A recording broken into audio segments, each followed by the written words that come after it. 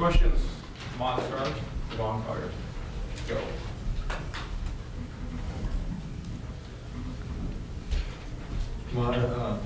How tough is it getting in this 0-3 hole to start things off? It's definitely, obviously, a tough start. You know, you don't go into you don't feel like you're going to conference play. You have three straight home games and you lose them all.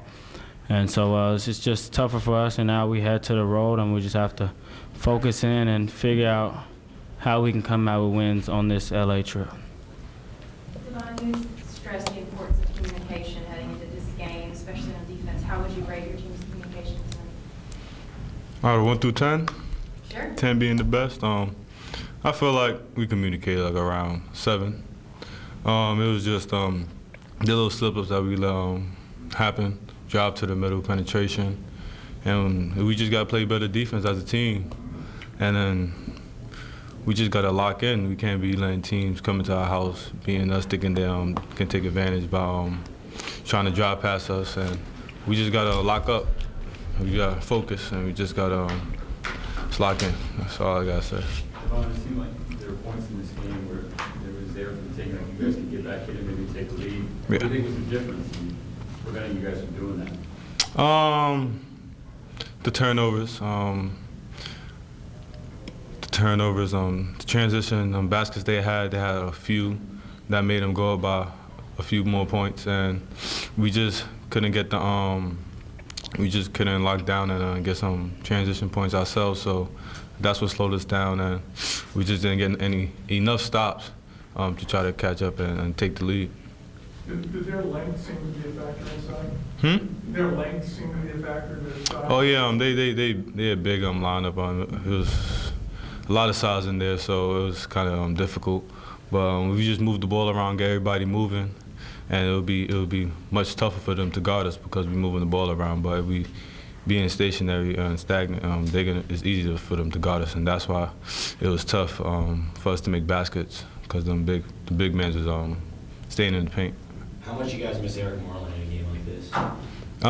We miss a lot. We miss Eric. We miss Angus, Gomez. We forgot Gomez. We got a lot of pieces that's missing that could have helped us tonight. But we just got to play with what we have and just keep playing hard. And we can just use these games as learning experiences. So all we got to do is learn from it, know what needs to work on, and just work harder. So by the time when they do come back, we'd be good.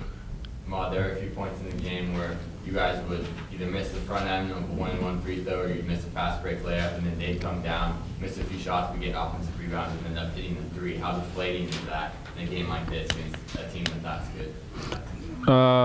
That kills you, and mentally, I mean, it's a little demoralizing when that happens because I remember we were maybe down 2-4 points, and we would miss, like you said, front end 1-and-1, or miss both free throws or something like that.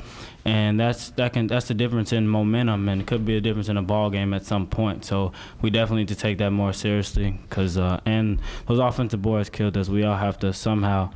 They were long, but we all have to somehow, get in there, box people out, and just capitalize on those opportunities. Devon, you said you're taking each game as a learning experience. I think in the positive and grow from that being said, what is the confidence level of the group? You got UCLA up next and staring home 4 right in the face. Positives, we still got practices and tapes to watch and look at our mistakes to learn from them. That's what I mean. We have these few practices coming up, and we got film to watch to see the mistakes that we did so we can capitalize on the mistakes and try not make them again. Like they got a lot of offensive boards, so that means everybody has to box out and not try to leak out and get some free fast break points. So it's just little stuff like that kill us, free throws that kill us. There's other little things, and if we just cut them down to a minimum, that we'll be closer in games and probably win more games. Ahmad, what did you guys miss most about not having Eric these last couple of games? Now his presence in the interior down there is incredible. With his length and athleticism, he can guard guys on the perimeter. He can guard multiple positions. So that factor, his shot blocking and his rebounding, of course. With some of those offensive rebounds would not be the case if he was in there for sure. Because Devon's big, but he can't handle it all by himself. So with Eric, it's a tough bargain. I believe Devon had like 15 rebounds, they said, or something like that. But along with Eric in there, it'll be tough for that to take place. When something like this happens with Eric, do you get frustrated with him? You know, whatever he did, breaking team violations. You know. Most definitely. You know, we can't have that. We're a family. We all need to focus in and realize everything you do, you know, comes with a consequence. So we're missing him for these games, and he hurts us, and he knows it. But we just have to do what we have to do as long as he's going to be out, I believe, this weekend as well. So we still have games to play without him. What do you guys feel like is the most important thing you can do right now to turn the conference season around? Focus. Focus. Focus at all times on both ends of the floor. That's what's killing us. Practice as well. How comfortable are you guys with the rotation? I mean, the last 2 games in particular, I feel like the minutes have been kind of all over the place. I mean, Langston actually played more than Roberto tonight. Do you feel like you guys have a good idea of who's going to play what going into the game? I mean, not necessarily you guys in particular, but the team in general. It's just going by the effort. If we on the court and we see that somebody's not playing harder than somebody else, the person who's playing harder is going to get the minutes because they're giving us the intensity that we need, the extra effort that we need. So whoever's playing harder is going to play. It's not going to be any favoritism or who can score, who cannot score, but whoever's going to play their heart out is going to play. Are you guys kind of surprised at this point in the season you're still making some of these mistakes? I know you got focused. But Yeah. Isn't that what the preseason's kind of for? Yeah.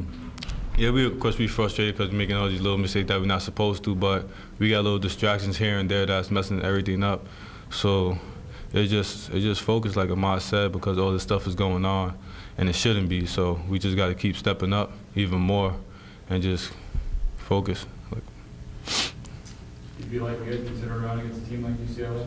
Of course, we've done it before in the past. We haven't had as much talent as we had, even with the guys down.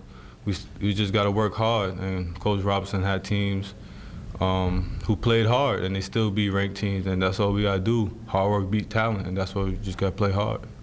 Going back a little bit, do you feel like the Towson game has any influence to kind of creating this spiral? You guys have lost 4 or 5 since then. Yeah, no, we didn't. It didn't have no effect. Like I said, it's just the distractions that happen around us, like Eric getting hurt, and just the focus is just not there. We just got to be a team and just work together and work through this. We can't let anything bring us down. That's what we let, and that's what we let happen, and we can't do that. We just got to focus and work harder, even harder, because people's not here to be with us. That's good. Yeah.